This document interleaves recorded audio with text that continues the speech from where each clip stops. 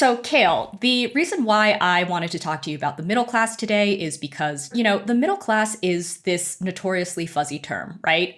So, politicians in the US, I think, have forever used the term middle class in what I think is a deliberately obfuscating way, where, just by saying middle class, they kind of get to act like they're speaking to the majority of the American public or advocating on behalf of the majority, when usually they're actually not representing the majority at all. But I think that the relationship kind of goes both ways in that to this day, I really feel like a lot of Americans, like ranging from people who are just shy of the poverty line to people who make six figures, probably think of themselves as middle class. So it still continues to be this sort of vague and baggy term. Yeah, who doesn't want to be in the middle? Who doesn't want to be in the middle? We all like being in the middle. And I want to say specifically, on the left, and of course on this show, we also talk about the middle class a lot. And we sometimes use the terms middle class and professional managerial class sort of interchangeably. I know that you're not the hugest fan of the latter. I like it. Maybe we can talk about that later. But the point is that I don't think we always explicitly spell out what we mean. But in general, I think when we talk about the middle class, we're sort of referring to what Barbara and John Ehrenreich kind of famously identified as this space sort of between labor and capital. Like, what is this group of people who aren't really the traditional working class, but are also definitely not ruling class, right? So I guess just to start, as I sort of alluded to, there are a lot of different definitions and theories of the middle class. And since you've been sort of immersed in this subject matter, maybe give us a few examples of how historians and theorists have sort of thought about the middle class in the past. And then, talk about what you find kind of the most convincing definition or theory of the middle class for today. Yeah. Well, like you said, I think like the way it's typically deployed, it's kind of an all-encompassing term of like, the median, the general, where most people fit. And that's where there's this kind of equation of working people in the middle class that, there once was an American middle class and now there's not, or it's been in decline, or it's been carved out or hollowed out. And so politicians come around and say, we're going to rebuild the middle class. And I think when they do that, like you're saying, it's obfuscating because it's basically just kind of aligning the term middle class with like a certain standard of living, a certain amount of income, a certain kind of social status. And these are all very vague. They're not really like, they're kind of descriptive, but not even that helpful. So, but I think like to answer your question, I mean, it's been an ongoing thing within people, social theory broadly, but also just people like social progressives, people who want to advance, a better world for everyone, of trying to understand, well, who are these people that fit in that middle category between, like you're saying, workers and the employers, capitalists. And so this goes back to Marx as he like famously didn't really describe classes in any like concrete definitional way. But like is constantly employing terms, and analysis that use class and class structure and class struggle and class formation and class consciousness and all these things. There's been a number of other traditions that have largely sprung up to counter the Marxian tradition. But it became increasingly important post-war in the developed world to figure out who are these middle class people and what are their political interests. And so there's been a number of attempts to say, well, there is no middle class. There are just workers. There are those people who every single day have to show up to work and who have to sell their ability to work in exchange for a wage. And then there are those people who appropriate what they produce. So the people, the capitalists, the employers, the bosses who make a living off of taking the products of your effort and selling them and then creating a profit and using that to then make more profit and exploit you more and et cetera, et cetera. But this, I think, proved politically unstable, that it was like there's political issues with that. And so there's other people who tried to say, well, no, actually, it's a new class. There's something that's very new historically that has emerged. And there's a lot of different people, especially kind of in the new left. And the point is that they said, this is a class with its own kind of class interests that are distinct from these other classes. And so it kind of radically broke up this old kind of bipolar, or not bipolar, this I guess, yeah, bipolar, yeah, this like bipolar distinction of like, you know, workers and capitalists as like the two polarities at which like capitalist society revolves around. You mentioned the Ehrenreichs. I think like there's a lot that is really useful and like that I think they touched on a lot of real aspects of the middle class.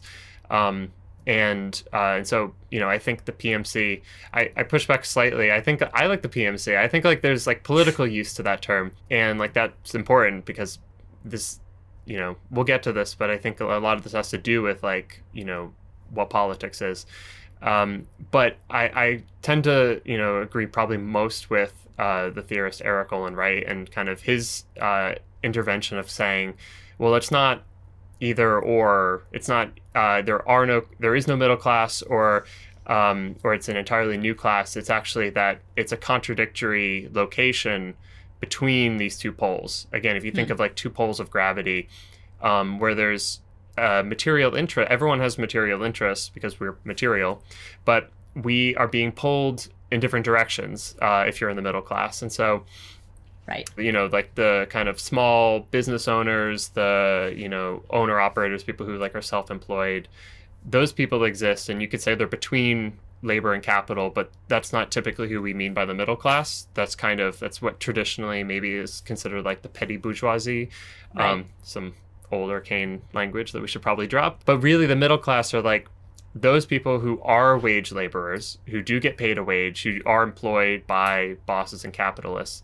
but aren't really the same as other workers. And so the two kind of axes that are the most important are aspects of authority, of, you know, people who may be employed and may be exploited, and, you know, but they also supervise or manage other people. And so Right. that's this kind of managerial aspect that the Ehrenreichs are picking up on. And the fact is that like when you end up managing people, you're effectively being delegated, you know, aspects of what capitalists do. And you get rewarded for it. You get, you know, higher wages. You get a career ladder. You get more goodies and rewards and time off, and maybe you get summers off or whatever. You get certain things that reward you for carrying out what the boss is not either able to do or would rather not do, or he can't be omnipotent everywhere all at once, so he employs managers. Right. You're not technically a capitalist, but you're sort of symbolically operating on the side of capital or on behalf of capital. Yeah, but I think it's more, I mean, there is a symbolic aspect, but I really think it's like, it is material in the sense that like there are rewards. You are Right. actually carrying out the, you know, the class interests Right. of that other polarity against the capitalist interests, And you reap against some workers. benefits. And actually, I want to quickly shout out Barbara and John Ehrenreich. Lots of you guys are probably familiar. They did write an update to their original sort of treatise on the professional managerial class. And I just want to shout it out because it's a really great essay. It's called Death of a Yuppie Dream. And they wrote that after the recession. And they point out a lot of what you're talking about, how, you know, they basically argue that at this point, the professional managerial class is basically fracturing, right? Mm-hmm. So you have a lot of people who are college educated, who, you know, are white collar workers and would have been very comfortable, you know, sort of prior to neoliberalism, who are now experiencing a lot of downward mobility. But you also have the rise of a new class of basically super managers who are like high powered CEOs and, you know, as you were saying, just other operators or other people who, you know, still collect a salary, but like are so grossly overcompensated and are operating on behalf of capital. And so their argument is basically that this professional managerial class or this middle class, as you were saying, is not just only pulled in these two different directions at any given time, but is actually fracturing because of that. So I think that's pretty interesting as well. Right. And just to finish kind of the topography of this, like you're saying, there are like those managers who, like the CEOs, who are like at the top of the corporate structures that do really actually not just like have authority over others, but actually have like control, effective control over like all the actual productive resources, the actual assets that like define, the property relations of capitalism. They actually own the means of production. We really need a better term for that. But so like you could probably say that CEOs are effectively capitalists. Right. Like there's really no distinction between them and, someone who like properly actually, Right. owns, And actually, CEOs usually own some share of the company. Yeah. Yeah. So they really do have ownership. Yeah. Even though they are technically managers. Right. But then, like you're saying, then there's, so that's the one half, the kind of authority side of the middle class. And that's the managers, the managerial side. Then there's like you're saying, there's like professionals, there's people who have certain talents and skills that enable them to not be subjected to the worst of capitalist like labor market competition. That if you have a degree, then you get access to certain jobs other people don't have access to, or if you have certain talents, certain skills, the degree might represent those things. That's the kind of the hope that people have when they go to college, is that like they actually pick up those things, and sometimes they do and sometimes they don't, and it's bullshit. But the point is that like it's the fact that you, for whatever reason, real or not, actually have real different chances when you're competing for jobs, that you actually have something that makes you not as replaceable in the eyes of the boss. And that's ultimately what gives you greater leverage against the boss when you're negotiating. Right. And so this is actually, a lot of it goes back to when we had our conversation with Vivek Chibber about his notion of kind of individual versus collective strategies to advance your interests. That for most workers, they end up choosing individual strategies because it's easier, than taking on the risk of like organizing with others, even though organizing with others most likely is going to bring them a greater share of the pie. They're going to like, if it works, which it usually doesn't. Right. For most working people, it's like they're not getting, their actual, by pursuing the individual strategy, it only goes so far. Whereas like for a professional, you actually probably can, negotiate with your boss and actually get more in return. Because you say, look, if you don't give me what I want, if you don't give me this higher salary or this, these certain special treats and, like the what job special benefits, treats? Yeah. Then I'm going to work for your competitor. I can I can undermine your firm by working for them because I have something that you both want. So like that is a real thing that actually distinguishes these workers as not just like any typical working class person in capitalism. Right.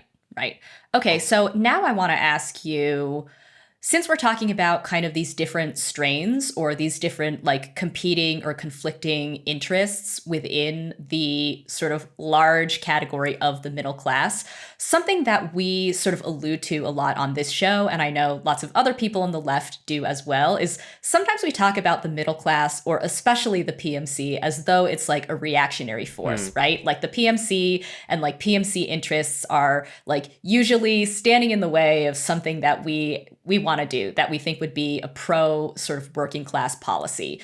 I think that we have lots of evidence that that's true. That's what we talk about on the show all the time. But the Ehrenreichs, Catherine Liu, and other people have also talked about how the professional managerial class, or I guess let's call it the middle class for now, since that's the term that you like.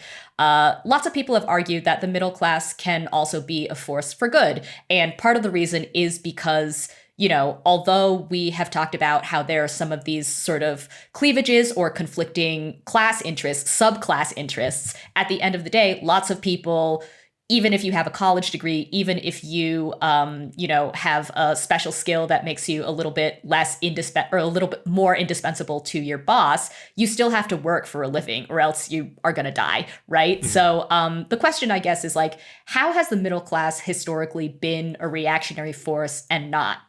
It's part of this is like colored by the fact that we're living in a moment with maybe one of the most reactionary middle classes of all time. So like that really doesn't help us. Right. Although I think like insofar as like we have to respond to immediate political circumstances, it's like a very legitimate thing it's almost like the more interesting question is, can the middle class ever actually be a part of a working class coalition for the Mm-hmm. betterment of like humanity. And Right. I just have to interject something really quickly because I agree with you broadly, but I also want to point out that when you look at something like the two Bernie Sanders campaigns, Mhm. although we know from, donations and polling and whatnot that a huge base of his support came from what we call the traditional working class. So, when you look at the occupations of people who were sending him individual donations and stuff, it was like overwhelmingly, like I said, people who would fit into what we traditionally call the working class. But his most sort of active and committed base, the people who were canvassing, the people who came back from 2016 to 2020 and were like organizing carpools to go from state to state, who were like riding super hard for Bernie, Mhm. were people with college degrees who were probably downwardly mobile, right? Like people like, I'll just go ahead and say myself, who, like I graduated into the Great Recession. I definitely feel like I could benefit from every single Mhm. one of Bernie Sanders's policies, right? So I think that you're right that we probably are living in a time period of an extremely reactionary middle class. But again, just to go back to Barbara and John Ehrenreich, it does also seem to me like there is a segment, and I don't know how big it is, but there is a segment of, would be PMCs that are like, this sucks and I like Bernie. Yeah, well, I think that's where, to go back to Eric Olin Wright, I would take his concept of kind of temporality that plays into Hmm. this. So, like you just said, like what's unique about maybe the people that are for Bernie is their downward mobility. That like they understand, even though they might be in, a slightly better position when they're competing for jobs because they have a degree.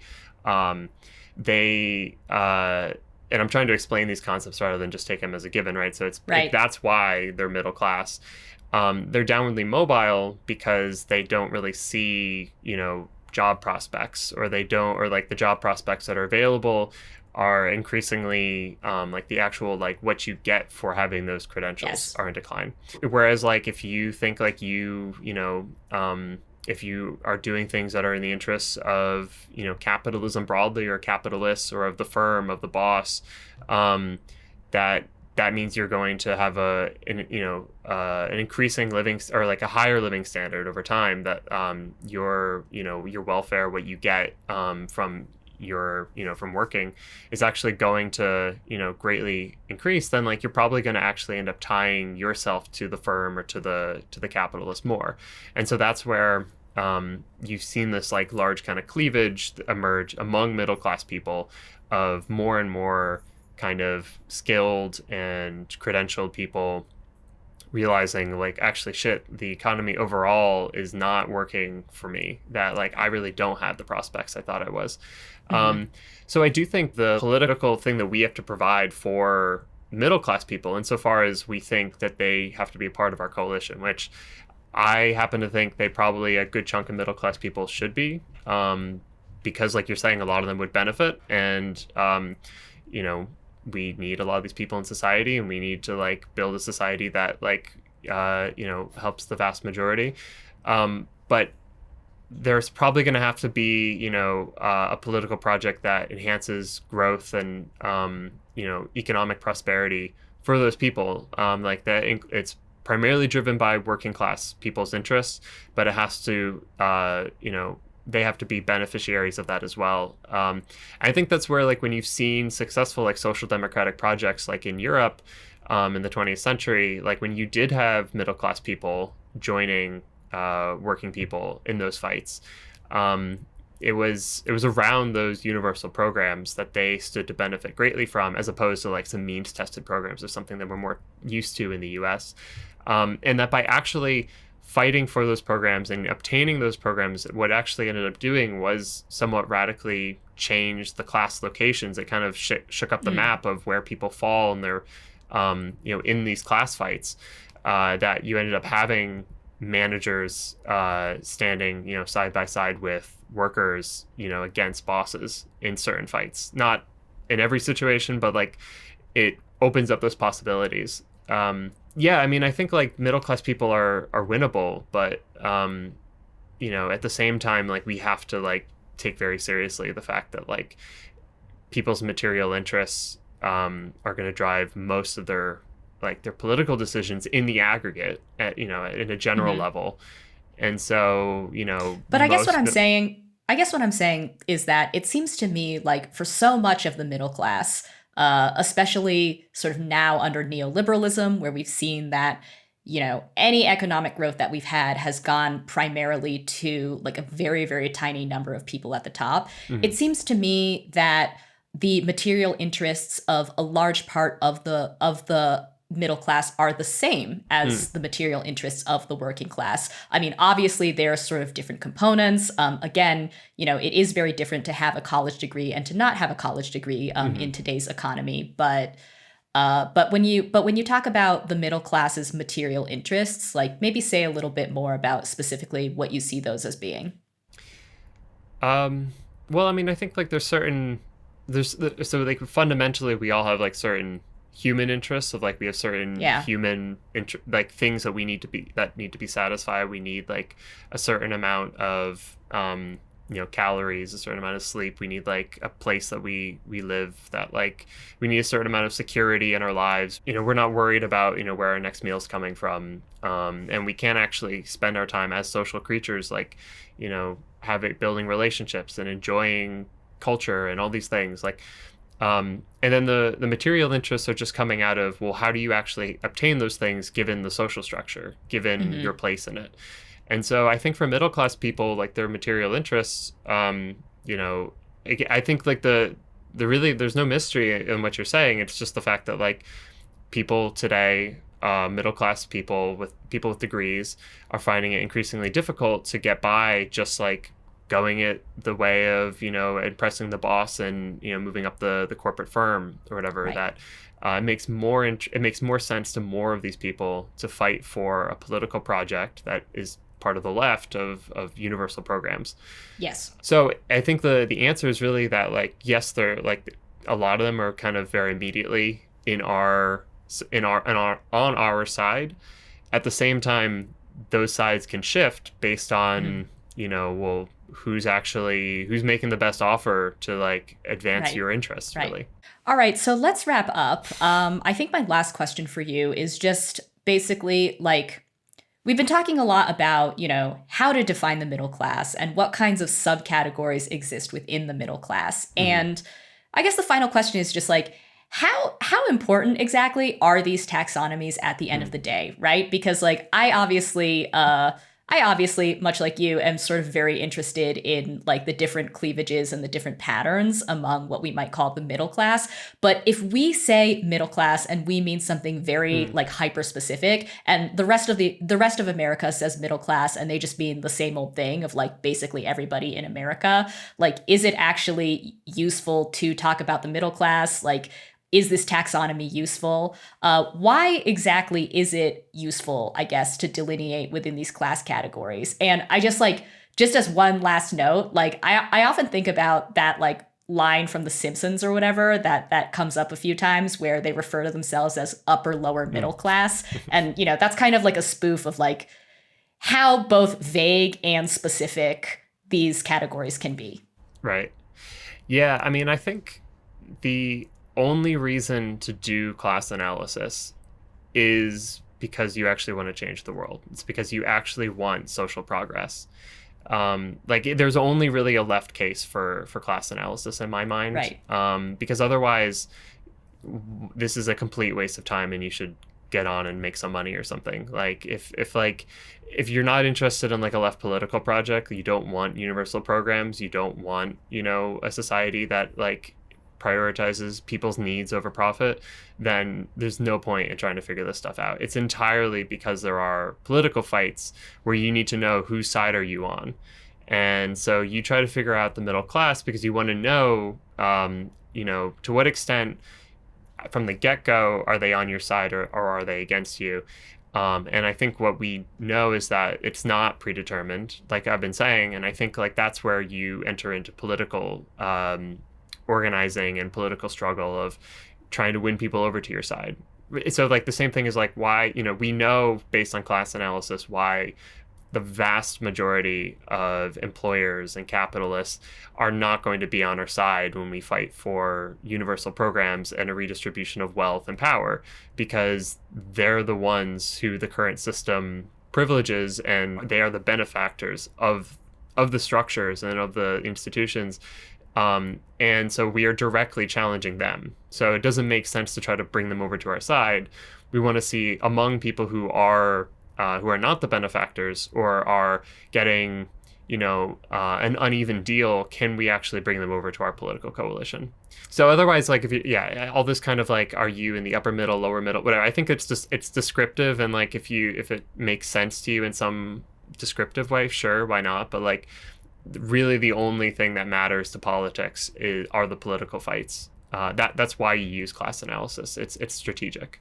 All right. Well, like I mentioned, Cale has been quite obviously reading, writing, and thinking a lot about this. I'll just go ahead and tease that he may be writing, or he may be publishing a piece on it at some point. There may be videos on it for this very channel, so stay tuned. Young Cale, thank you for the interview, and good to see you. Good to see you, Jen. If you like this video from The Jacobin Show, please hit like and subscribe and share with your friends. Thanks.